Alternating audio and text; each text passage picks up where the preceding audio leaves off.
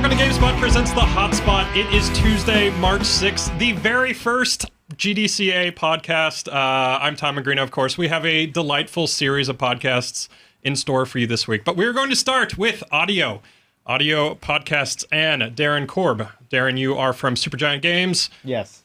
What'd you make? Why are you in this room? I'm in the room because I did all the audio, sound effects, and music, recorded and directed the narration for Bastion. Bastion. Jay White. Hi. You are from EA Visceral. I'm from Visceral, and I was the lead sound designer on Dead Space 2. Dead Space 2. And Kenny Young. Hi. From Media Molecule. How are you doing? I'm good, thank you. Nice to be here. I'm the head of audio at Media Molecule, who are the makers of Little Big Planet 1 and 2. 1 and 2. Not yet. Any? Did you do the PSP version too? There was PSP. No, that wasn't Media Molecule. That Right. was Sony's Cambridge studio. We had a little bit of creative input, Right. but that wasn't us. All right. And I assume, Jay, you didn't work on any of the Dead Space extraction or any of that stuff, or did you? No, I worked on Dead Space 2. Oh, did you? Yeah. No. All of the Dead Spaces. Anyway, we are here because all of your studios, specifically the audio departments, are up for Game Developers Choice Awards, which is pretty exciting. Is this a big deal for you guys? Like, is this one of the big awards? Is it the one you covet at all? Well, this one's great because it's really one of the awards that is from our peers. Mm-hmm. You know, it's like the developers make the choices as to whom they really respect in the industry, and having the respect of your peers is a great thing. Yeah. And I think it goes without saying that this year has been, or this past year gone, was a fantastic year for game audio. So just to be nominated, Little Big Planet 2 came out at the beginning of last year, which is a long time ago. So to actually still be remembered and for people to say that it's one of the best sounding games of the year is such a massive pat in the back. It's like, so never mind. I don't think we'll win. Right. You might. Well, the potential exists. We'll find out tomorrow. Yeah, we'll find out. And but it's just like I say, to be nominated is just awesome. Right. Absolutely, and for Bastion, I mean, it's pretty insane. Just you're the little guy here. We are the little guy. The Bastion was made with 7 people, including our voice actor. So right. we to be in the company of these huge, amazing games is really pretty awesome. So that's great. It is pretty cool. So let's just start big on what audio is, because when I think of audio, I think of soundtracks, the compositions and whatnot. But it's a lot more than that. I mean, we were having this conversation beforehand. I hadn't even considered voice acting, but that's a big one. What do you guys think of when you think of audio design?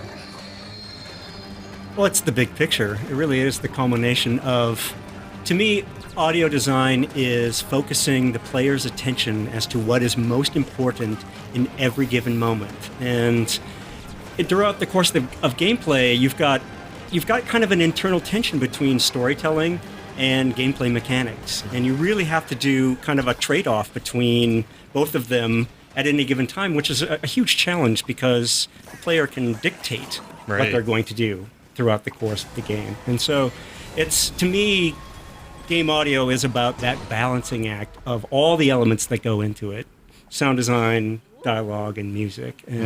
But really, a successful game focuses the player on what's most important in a moment-by-moment basis. And I think that's what you can sort of see with all the good sounding games from last year. That for the ones that are up for the Game Developers Choice Award, you can see of them all that the audio within those games really helps reflect and back up the essence of the project, if you like, and help make, like you're saying, make the player experience it's like greater than the sum of its parts. So if you just think about the gameplay on its own, then it's like, it's really good. But you add the audio on, and it's kind of hard to articulate sometimes what it's adding.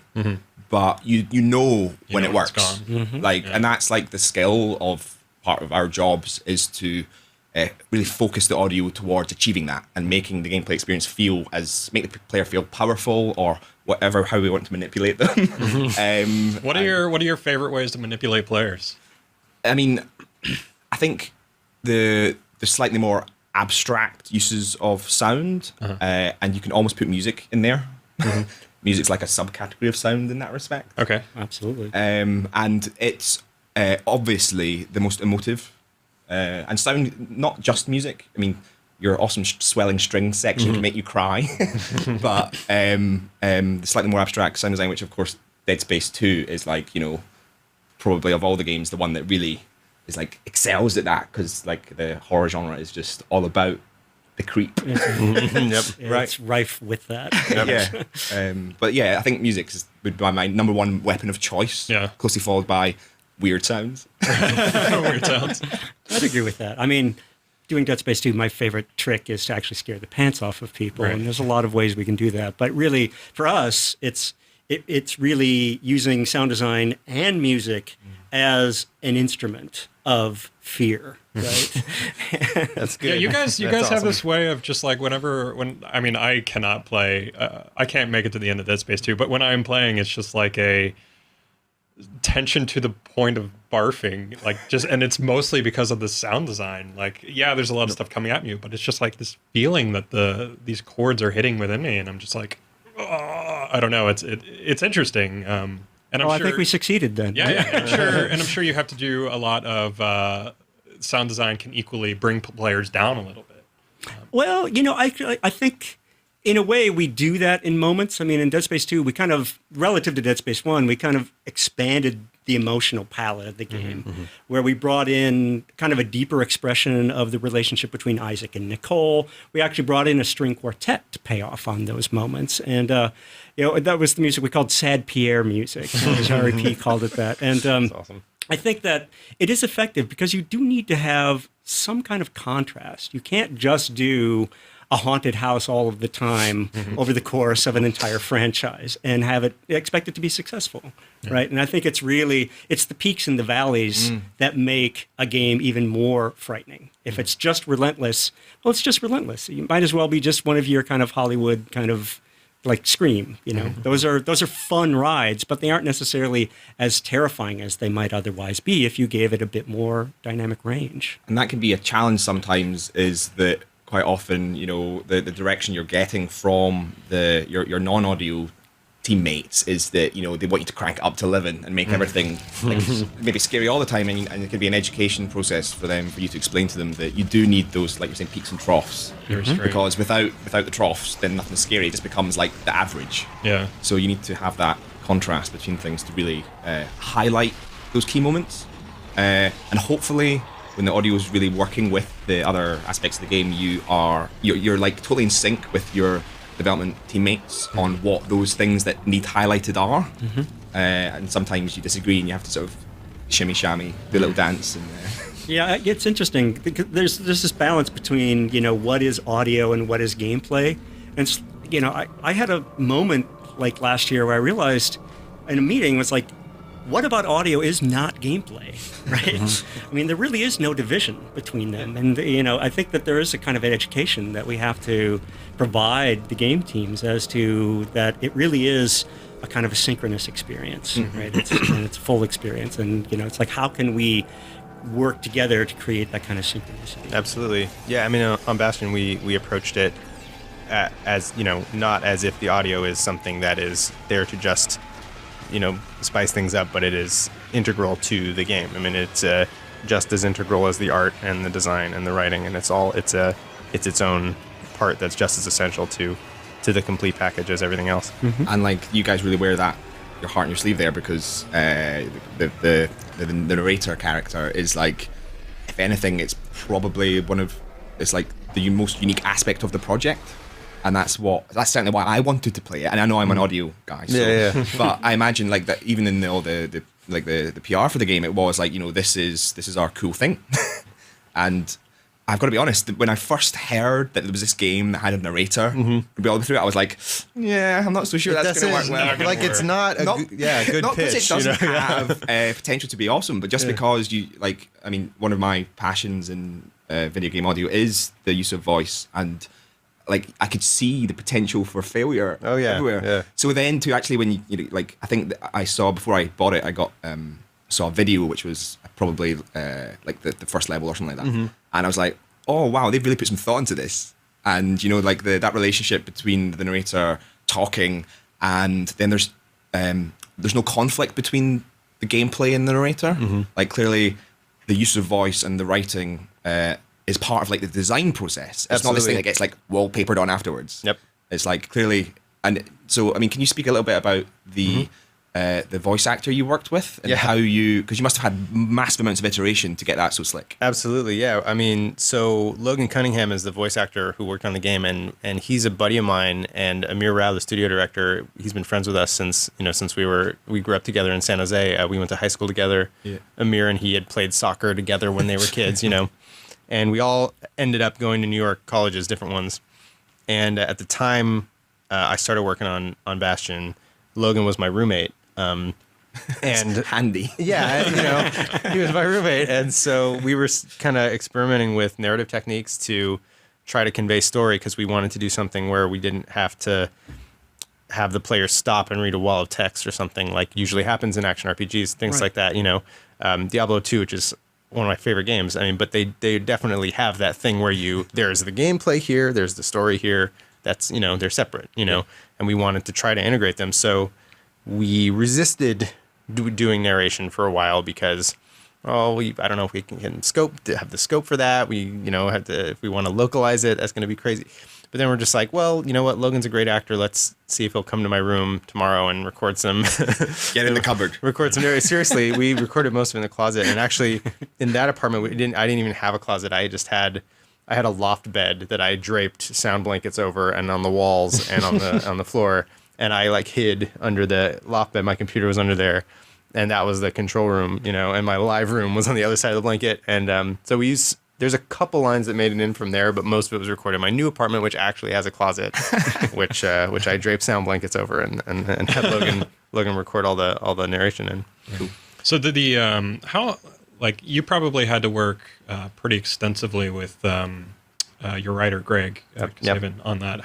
What is that dynamic like? Is it he writes it and then you figure out how to add the narration or the sound or what you want to hear from it afterwards, or are you guys in a room together, or what is the design process? Yeah. So what would happen is Greg would write it, and then Amir Rao served as the editor, and they'd kind of iterate a few times on it, and they'd deliver it to Logan and I. And Logan and I were actually based in New York. The rest of the company is in California. Right. So we were remote and isolated pretty much for the whole project. So yeah, I mean, we just kind of get the stuff delivered to us, and Logan and I, after a while, had a pretty good sense of how to get to the character and get a consistent performance, because we did dozens and dozens of sessions over the course of a year. And the character can tend to change, so we had exercises and stuff that we do at the beginning to get him to just fit right into reps, again. And what's really cool about that in particular is so you were coming from it from you had immediate access to this voice actor almost on tap. Yep. Because he's your roommate. Yep. So after you've you get in from whatever he's done for his day job, you're like, hey, so we need to do some more dialogue tonight. Yeah. And whereas when I went to work with the voice actor, I've got to save all this stuff up for a voice session. Yep. And to have a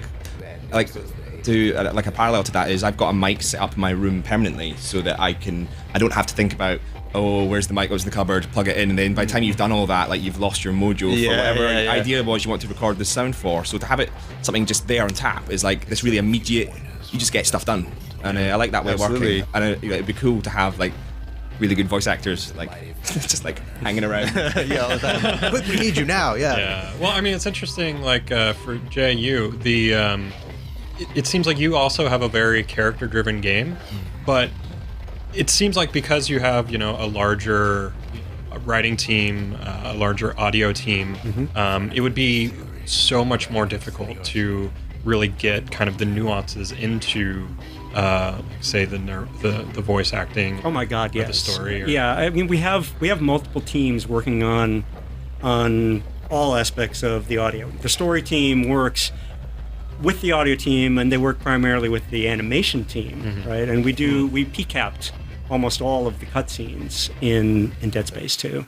Brings PCAP, that's performance capture. Okay. It's like they do for Hollywood blockbuster films. Gimp suits. Yes. So is there a difference between mocap and PCAP?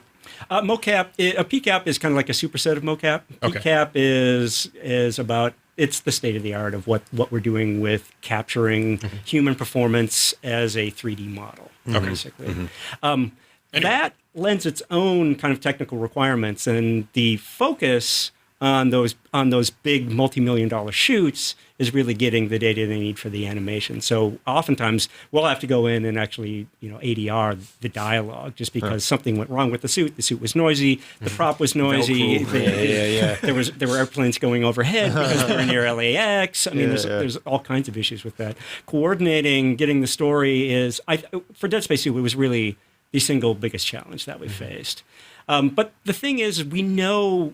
One thing about doing a sequel that was great was we really knew the universe. And so the sound design, while it was a huge challenge, we knew what we wanted to do. I mean, we were given the task of not only bringing the narrative to life, but making the sprawl, the space station that the whole game takes place, bringing that to life as almost like a character, right? So in many ways, we focused on just getting all of the environments to sound right, and then we began to add sound design into the environments that worked along the story arc, that actually worked with the narrative. So we developed systems that to pay off on the bread and butter of the environments, but then we developed like scripting tech to allow us to do narrative storytelling with the sound design to interact and interweave with all of the narrative. Yeah, it sounds like you did. I mean, how much, I guess, did you learn when you were making this game? Like you said, developing scripting tech and all that. What kind of new things did you be like, this doesn't exist, we need to invent it? Or we need this sound, I know what this sound sounds like in my head, how are we going to get it? Was there much of that with Dead Space?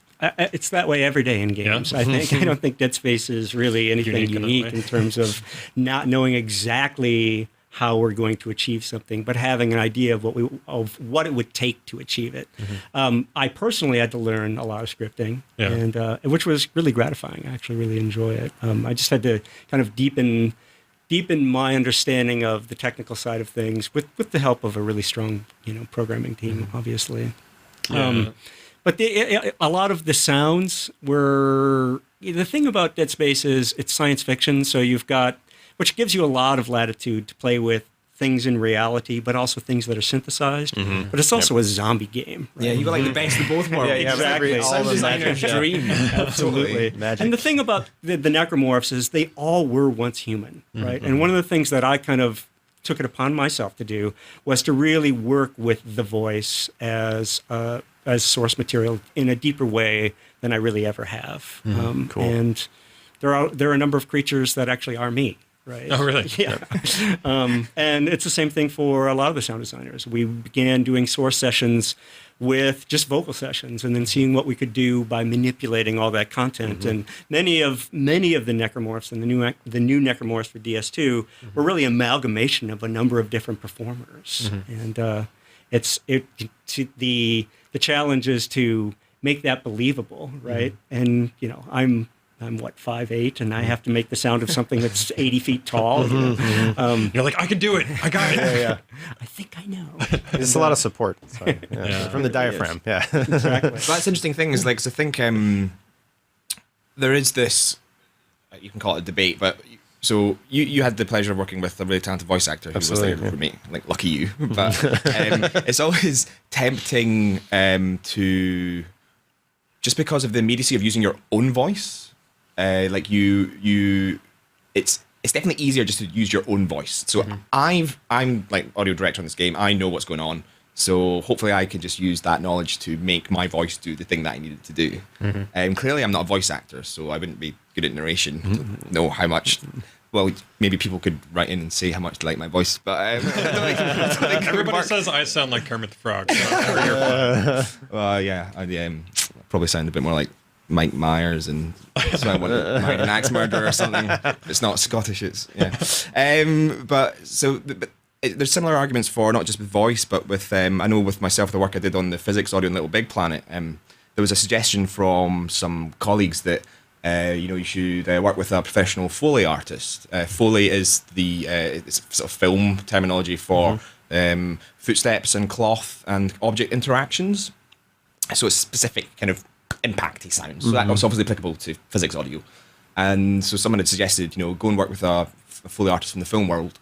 And I totally dismissed that idea because the problem you then have is that you'd be in this ridiculous situation where I would say to the Foley artist, okay, I'm recording some polystyrene sounds for this game. I need some impacts, some scrapes, and some rolls. Go. Yeah. And they can make them like some nice sounds, but they don't know about, for example, the technical side of the system that we've built to do the physics audio.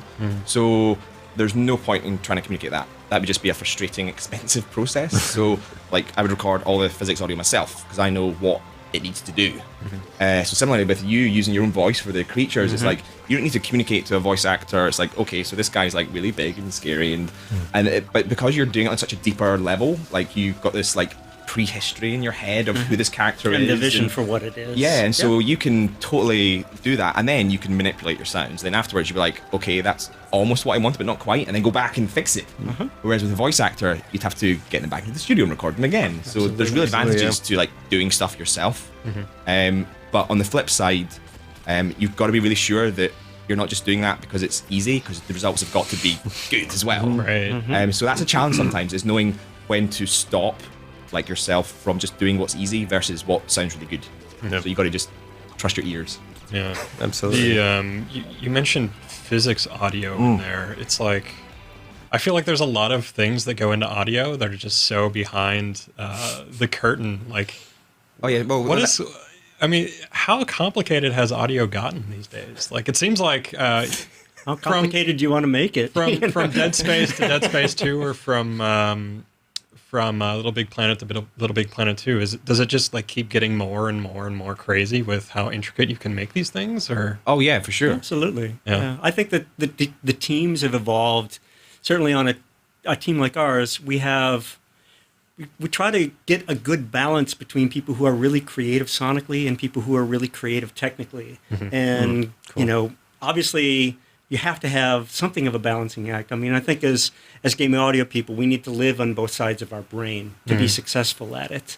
But, the thing is, it's like the key for putting a team together is really having a good balance along all those lines and being able to give all of the content people good technical challenges that are within the scope of what they want to do, and vice versa. I think that the complexity is growing, but I think that as the community of people who are doing it grows, we're seeing a lot more specialization within the kind of like the roles that we have. It's similar in audio to like it used to be that 3D artists did all the modeling and they did all the texturing and they did all the animating, and now we have modelers, now we have texture artists, now we have animators as separate disciplines to realize that. And I think audio is getting to the same place in terms of the technical complexity of what we're accomplishing with these titles. Well, it definitely is on the like bigger budget, bigger team console stuff. But like on the flip side, like Darren was like the only audio person because you did the sound and the music. But I mean, it's obviously like a different part of the development spectrum. But that is Totally, yeah. like it's not an emerging trend. It's a continuing trend. Is like the independent smaller teams are not only being commercially successful, but they do have good sounding games now. So like 3 or 4 years ago, you might win a few smaller games which you would say, oh, I really enjoyed it, but I don't know how much I would be saying that I respected the audio particularly. But that's changed, and that's really cool. Yeah, it's all, I mean, how have you been able to keep up with this? with With Bastion, I mean, do you have like a similar, like deeply complex approach to audio? I mean, no, not really. Actually, I tried to make it. I guess I tried to make it as simple for myself as I could to some degree. I mean, I basically I was lucky to be involved from the get-go and was able to be a part of the development process, so I could see something in game and say, well, I want to hear these things good to go with that, and so I was able to put to picture a lot of the things that I had in my head. So that was really helpful. And so I basically was just kind of, so this is my first game, especially in my first experience doing any sound design. Actually. Pretty good start. Yeah, not too bad.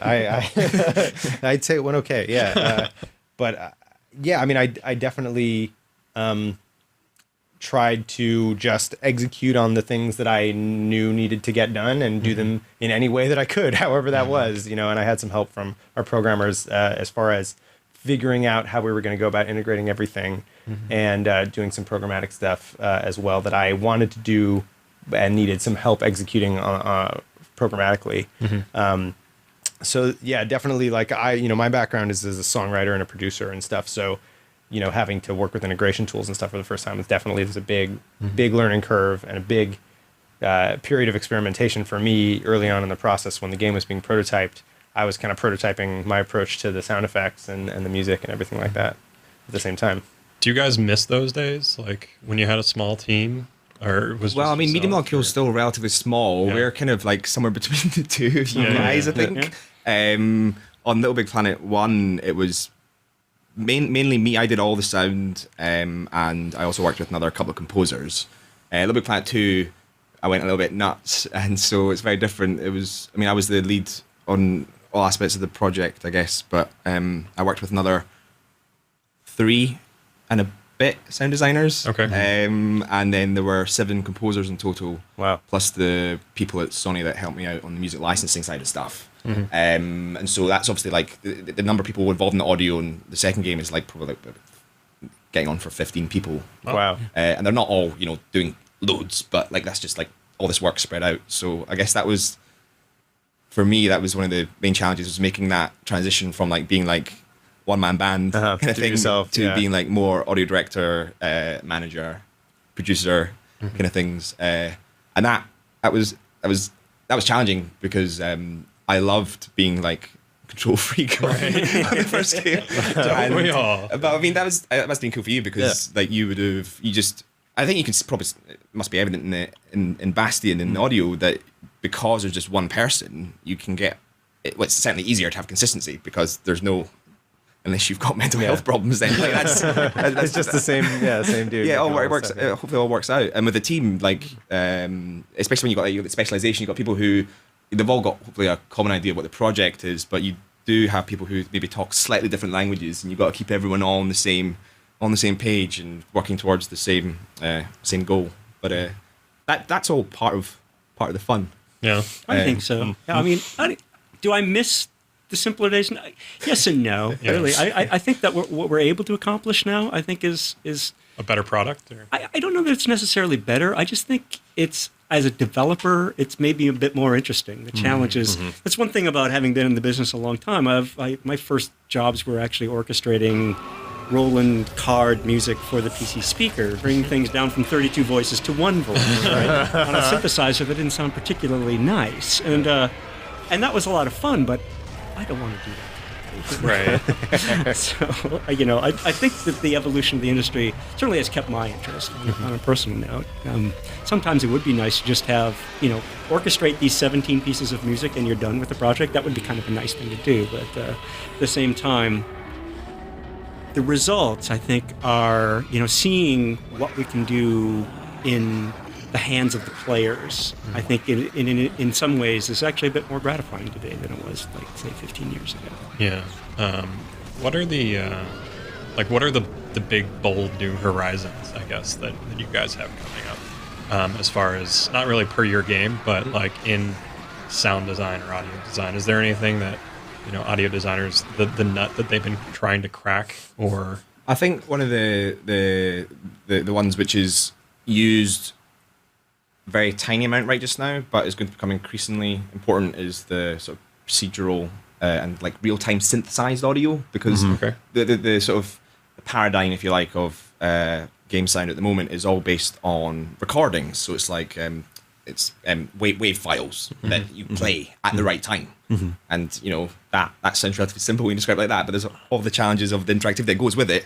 The attractive thing of having sounds that are synthesized in real time is that you can manipulate them. A fixed sample, you can change the pitch, change the volume, obviously. You can add some effects to it, like reverb and filters to change the sound a bit, and you can do more sophisticated DSP as well. But if you DSP being digital signal processing, so that's just like cool effects, Okay. basically. So you can manipulate those things in real time, and that adjusts this recorded sound you've got that you're playing in the game. With a real-time synthesized sound, it's like the sky's the limit. You're not just adding this little effect that changes, like add some distortion. You can like just change fundamentally what the sound is, and that's basically what interactive audio is all about. Is manipulating the sound to fit the context of what's happening in the gameplay. So obviously, as games get more complex, you can do much more interactions with characters, the environment, vehicles, whatever.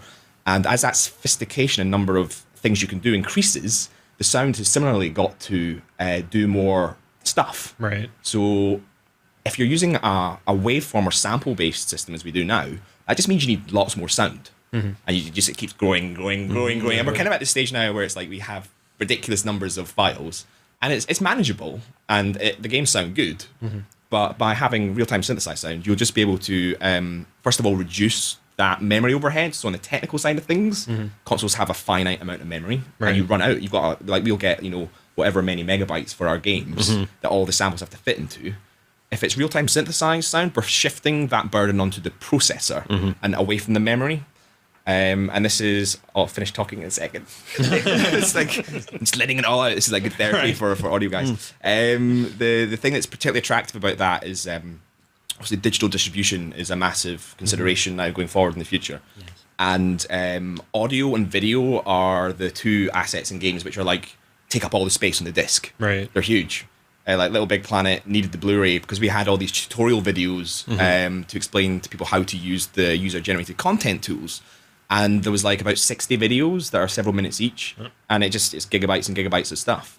And the only thing we can do to make that more compatible with digital distribution is to just really crapify the video, just to squash it down so it ends up just being a 5 gigabyte download rather than 20 or whatever.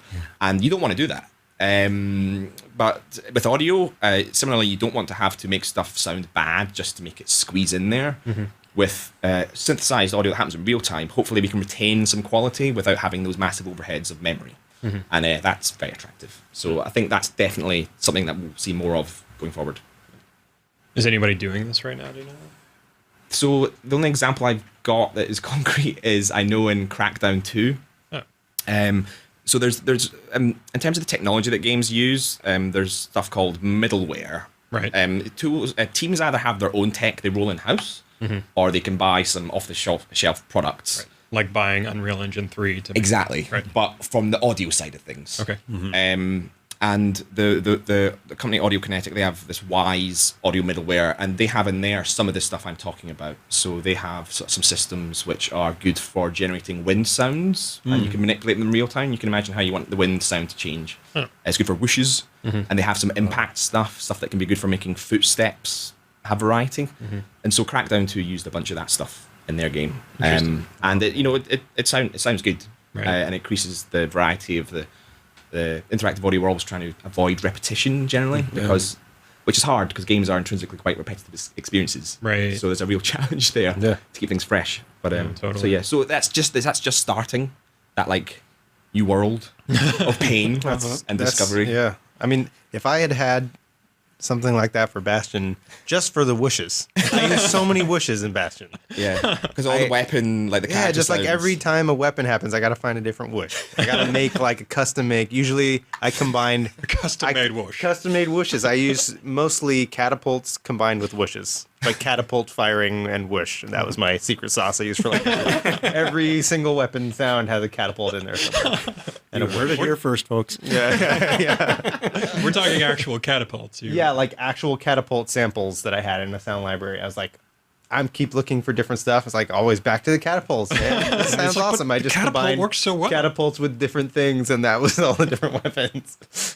Did you go out and record that yourself? No, I did very little actual recording myself, and most of it I had like a couple of little sample libraries, and a lot of it was either synthesized or I would take these samples and combine them and put crazy effects on them and blend a bunch of stuff together, and I'd record stuff with my voice, and I did a bunch of that, especially towards the end of the project when I just got a little bit more confident. I was like, I can do this, and blah, blah, blah, just make sounds with my mouth and stuff like that. Yeah. Did you guys go record on location anywhere, or record anything particularly out of the ordinary for your games?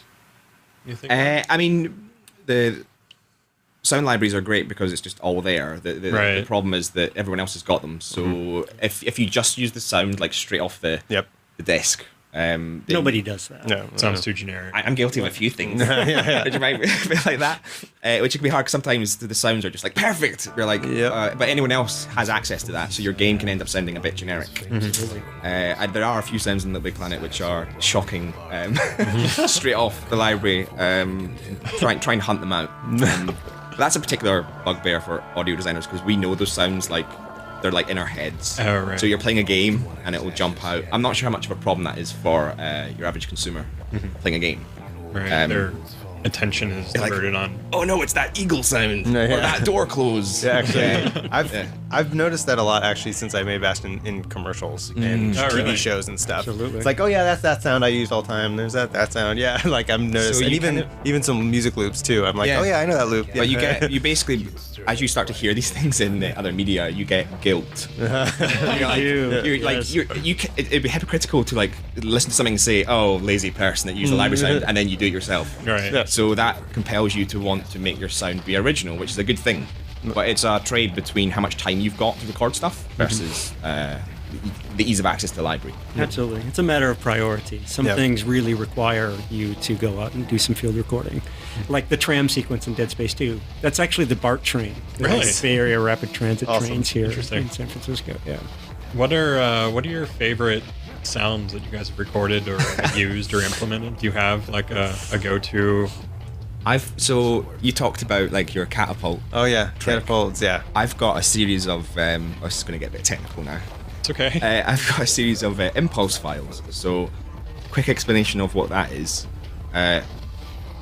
Some of the people listening to watching this will know what reverb is. It's an effect which makes you can add the sound of a room, so a concert hall or echo, that kind of thing. Impulse files are really cool. It's basically a little sound recording of like someone clapping in a concert hall. Okay. And then the computer can apply that echo onto your sounds. But you can kind of abuse that by not using like reverb, but just like you can basically use that same program that applies this effect and apply any sound in your sound library to any other sound. And what you get out the other end is just like weird. Okay. And Cool. Over the last few years, Awesome. I've like developed just like through total serendipity and experimentation and iteration, got like a little magic bag of impulse responses, which is my magic sauce. When it sounds like I'm like, oh, that's good, but it's just missing something. I'll just go through them all, and then it'll just adds like a little bit of I'm gonna do that next time. Yeah. A little bit of detail, basically, and it can add some cool stuff, or you can radically mess stuff up. And so that's one of my fun. So That's can great. we hear that in any Little Big Planet game? It's on. So okay, an example. If you listen to the Poppet user interface sounds, Okay. there's some sweetener elements added to those. So if you listen to like for example the Poppet open sound, if you listen to like the subtle sounds that kind of happen in the tail end of that sound, it'll be like some high frequency magic. Nice. And so you could cut that in and see if everyone's like, what is he talking I about? might try. It's there. I'll try to find I'm telling you, man, it's there. Awesome. But, yeah. That's So great. I use that in quite a lot of stuff just to make it sound sexy. Jay, you have any? Well, actually, along the lines of crazy tricks, one of my favorite sounds for getting kind of glitchy interfacey, or techniques rather for getting glitchy interfacey sounds is noise reduction software. You run things through that, and you can filter out just about anything that you want, and what you're left with is something that's not quite granular synthesis, which is a form of synthesis that I've never found particularly musical, but I think is a great sound design tool. But it's almost like granular synthesis, but it's more based in like the original sound. And this is one of the things that I really enjoy is taking something that's grounded in the real world and manipulating it such that it's still familiar, yet it's alien all at once. Right. And I think that to me, which is one of the kind of the tricks that I think it's important to make things believable in sound design, and starting with things that are real and manipulating them in whatever way we can, I think is one of the more effective tricks I have. And that's one of like fun bits of the job as well, is that experimentation. And when you're like super busy at the end of a project, you do have to like rely on your bag of tricks, because you just got to get stuff done. You got to churn assets out and make everything sound good. So you can't be just spending time going, oh, I wonder what this does. Like, you need to like be on it, Right. ship it, go into like ship it mode. But earlier on the project, when you're trying to like define like the aesthetic and the sound and the palette and stuff, you've got a bit more time then to just try stuff out. And that's like, I really like that part of a project where you get to just sort of mess around, basically. Get paid to do it. That's good. But where can we hear something that you're talking about in Dead Space? So in Dead Space, when Isaac's in the hydrogen processing plant, before he makes his way to the room where he meets up with Ellie and Strauss again, there's a room where he encounters 2 Necros, and there are a bunch of UI screens. There's this kind of glitchy ambient static on them that plays on them. If you walk up to them very closely, there's actually 2 samples that play on each screen. And it's one of these things that I'm a big fan of subtlety. Not everyone is in game sound, but it's one of these things that I like for people to be able to discover little things about the environment. I think it really pays off for the player to be able to discover things that they don't necessarily encounter on a first playthrough, because it's a very small room. I mean, it's about the size of this room, right? And the goal is to get from a big set piece that you've just been to into another this room. Yeah. Oh, nice. Into shot, yeah. more of a storytelling moment. So That guy up there. Yeah. So if I were to like walk up and look at that light there, I might hear some of this kind of glitchy stuff. Right. Yeah. Darren? Well, I talked about the catapult, but as far as favorite stuff, so I, towards the end, like I was saying earlier, I got a little bit more brave with mouth noises. After I actually saw John Ottman speak, who's the composer and editor for all the Bryan Singer stuff. And he was talking about how in X-Men, the sound of the jet landing was just him going like, into some processing on it. I was like, well, damn it, I'm going to go. That was like halfway through Bastion, and then I was like, all right, I'm just going to go try some crap out. And so sound of the rattletails, an enemy you encounter later in the game, is just me making like all of his sounds are just me doing crazy like crap like that, mixed with catapults and other things. Yeah. Oh man! All right. So I kind of wanted to touch on your guys' creative process too. I'm sure you have to have your ears open all the time when you're. I mean, do you guys walk down the street for inspiration, or do you just play around with your sound files until something jumps out at you, or? Yeah, I mean, when you're really looking I mentioned for a sound, like serendipity can be a really powerful tool. So the important thing is, okay, you don't always know what sound you want to make, because you mentioned earlier, the sound in your head, and that's one skill. Like that's something that is beneficial to be able to do. But sometimes mistakes and stuff you didn't anticipate ends up being the most appropriate. And what you're doing there is you're messing around with stuff, and you're maybe trying to do one thing, but then this little magic thing happens, and you're using your audio aesthetic, and it's yourself saying, oh, I don't know what that is, but that works. Or maybe it's even appropriate for a sound that you weren't even trying to make, but you know about, and you'll hear something in that, and you go, oh, that's perfect for that menu sound or that weapon, and you can just like file it away and come back to it. And I love it when that happens, and that's often the best stuff, is the accidents. I'd love to pretend that I just like have the sound in my head and I just like always make it and it's perfect each time. But the reality is that so much of audio, I think, is that kind of curation of sounds. So in some ways, like David Lynch talks about, I think when he's making a film, that I love David Lynch, by the way. He doesn't like make the film like makes itself, and he's merely like the guide for making it happen. And he tries to stay true to the original vision of the project, which is normally a weird dream he had, and that's why his films are so dreamlike. But similarly with the audio, like I feel like I'm just this conduit, and I'm just trying to help bring the project to life with sounds and music.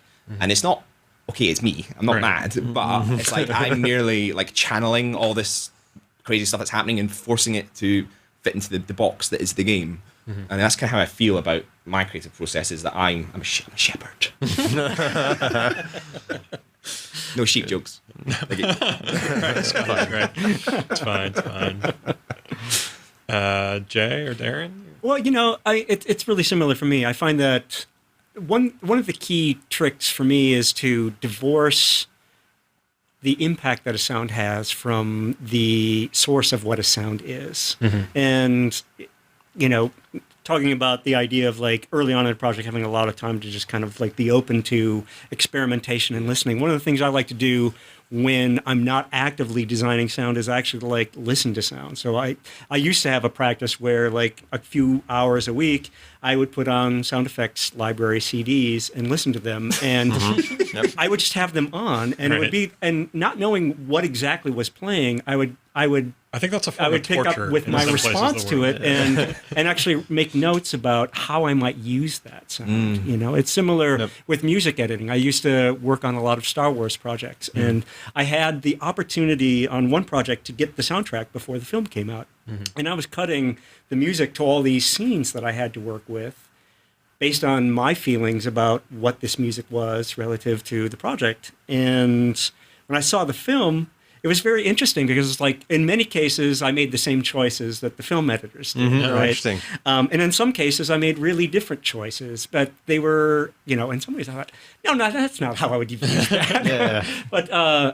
But the ultimately, the point being is just like, I think really the creative process is really being open to that kind of interpretation. And as much as we're curating sounds, we also have to be, discriminating about how they get used and where they get used. And I think that I've come to a place in my career where that's a lot of the value that I bring to a project, is just my discernment.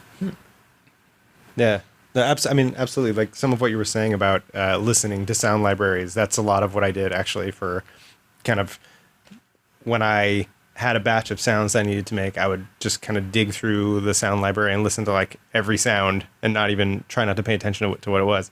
I would do that also. And I found crazy stuff that just shouldn't, like ducks and all sorts of stuff from menu sound, like ducks and like, zip ties and all sorts of random sounds that have nothing to, if you actually tried to think of, what sound should go here, you would never think of a duck. Like it sounds like a duck being tortured or whatever it is, I ended up using that sound for like several different, like it's like an out This is a reflection of your psyche, by the way. Yeah, well, it wasn't being tortured. It was just some duck, making a sound.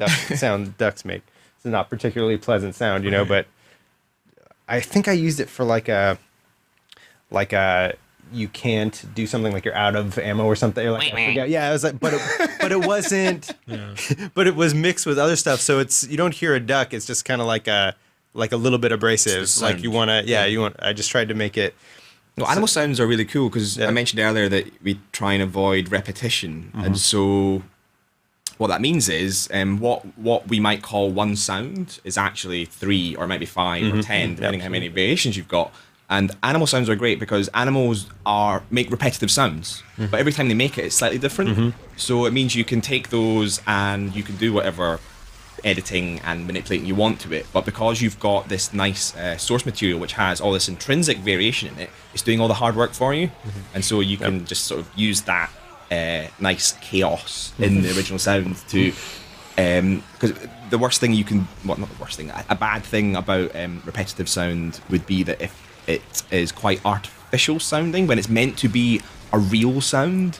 So like Jay was talking about UI sounds, and in the sci-fi genre he was working in, it lends itself to those artificial and computery and glitchy stuff because it's part of the UI because it is a computer, heads-up display or whatever. Whereas in some other contexts, you don't have that liberty of making it sound glitchy. You need it to sound real. So going to like a real acoustic source like an animal sound can give you some of that chaos which real sounds have.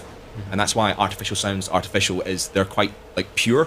So they're very different aesthetics, but it's Yeah, I'm kind of curious, like how do you guys ever read up on the psychology of sounds or go deep into sound theory? Like, because I mean, obviously sounds are very much influence people's emotions and how we react to cues from the environment. Do you guys go deeply into that, or any of that kind of, I don't know, psychological element? Or I'm not much of a theoretician, but I do pay a lot of attention to the psychology of like emotion, right? And what elicits a response. And I think that sound, and as you mentioned earlier, particularly music, really influences that. And so I guess I'm not academic about it. Right.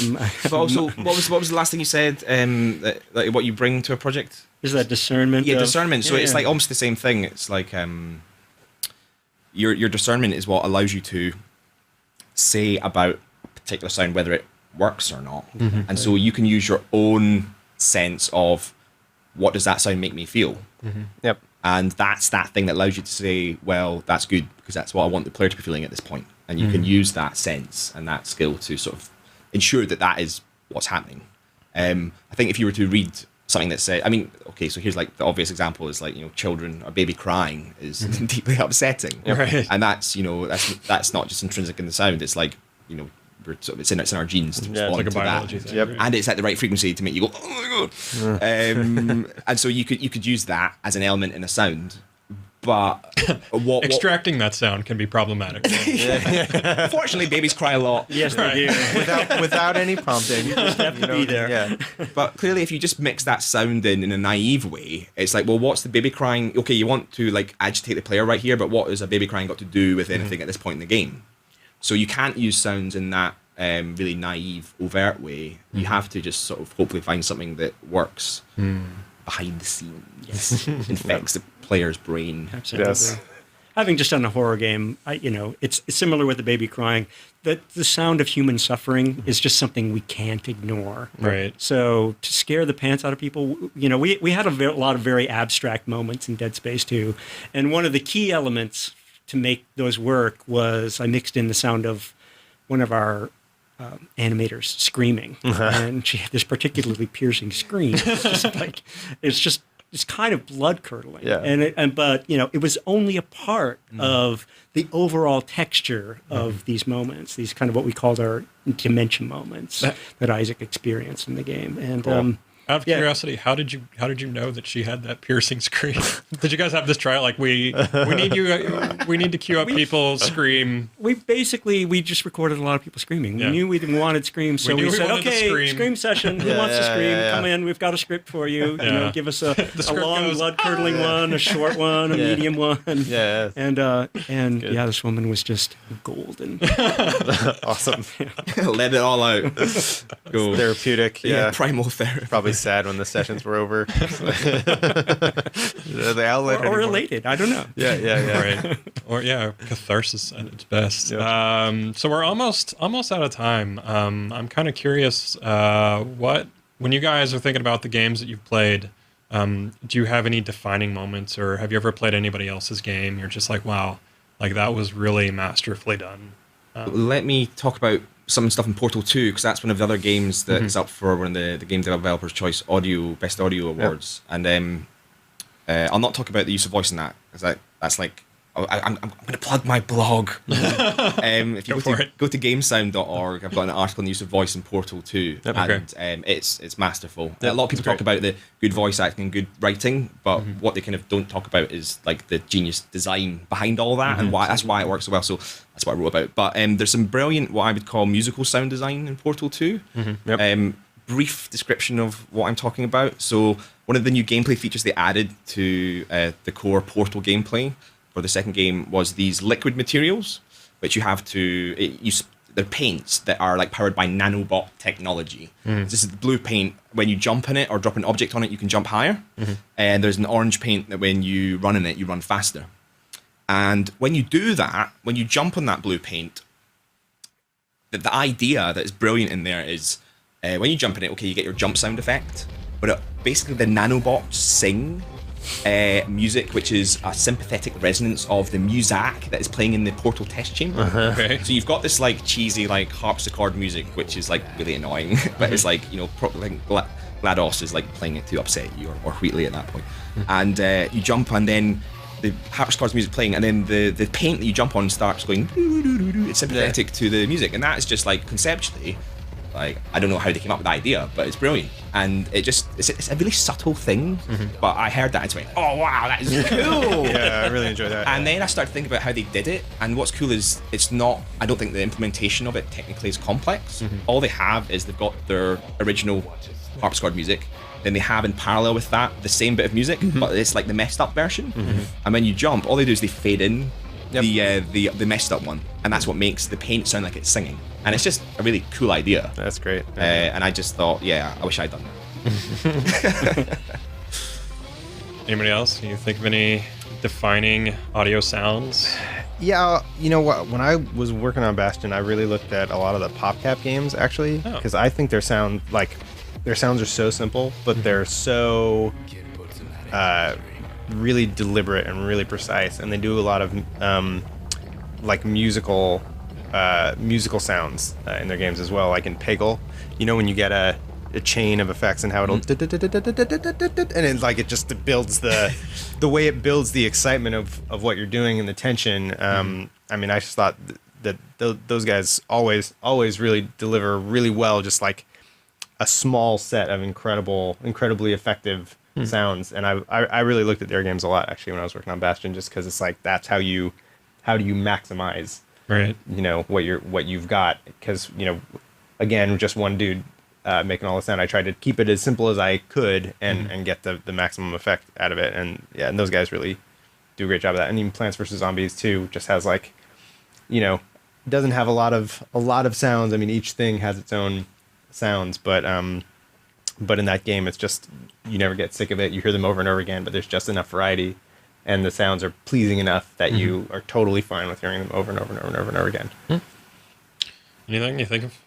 Well, I'm actually really envious of the mix in Battlefield 3. I think that game sounds so amazing. I mean, it's an evolution of what they did for Bad Company 2, which, you know, I thought was groundbreaking in terms of, as I mentioned, was like the first thing I mentioned was focusing like the player's attention through audio. And I think that they've taken the entire first-person shooter genre and turned it on its ear. And just in terms of being so controlled and so focused about what is important in any given moment. I mean, it had been a long time since I'd had an experience when I first played that game. When I first came out playing the single-player campaign, out onto that street where suddenly you're with your squad, but you're out on an open field and you had no idea what's going on. I literally got scared, right? And a game hadn't done that to me in years. Cool. Coming off of Dead Space 2 and still. You probably it's a different kind of scared, though. I'm scared for myself as a human being. It's one thing to be frightened of something that exists only in our imagination, but to take, you know, a real life experience and make that frightening, I really think that's an achievement. And it really largely boils down to how believable the sound of the street opening up before me became as I entered that arena. And that's one of those kind of holy grails of interactive audio, which until recently we were talking about in almost like science fiction futuristic terms, like interactive mixing and stuff that happens in real time. Because in a film, you just do it all offline and you can make it sound as good as you want. Like the challenges are purely creative in that respect. They're not really technical. Whereas with the interactive mixing in games, like I say, the context changes constantly, and it's knowing what that focus needs to be in the audio and having the technology that allows you to say, okay, just now, all we want is the players breathing, or all we want is that gun over there because that's the one that's shooting at you. And all this kind of stuff that they do in that engine, which is just like awesome. And it's really cinematic to sort of use that. But they've done a fantastic job. I completely agree. I think it's definitely the best, perhaps the best interactive mix there's ever been to date in a game. So it's awesome. Pretty glowing praise. All right, so we have reached the end of this podcast. Do we want to wager a guess on who's going to win tomorrow? Let's not do that. Let's take off. All right. Well, good luck to you all, Darren. Thank you for stopping by. Yeah, Jay. Absolutely. Appreciate your willingness to do this. Kenny, pleasure. Thank you. Thank you too. That does it for me. Tune in later this week. We'll have more of these GDCA podcasts going up. That does it for us. HotSpot out.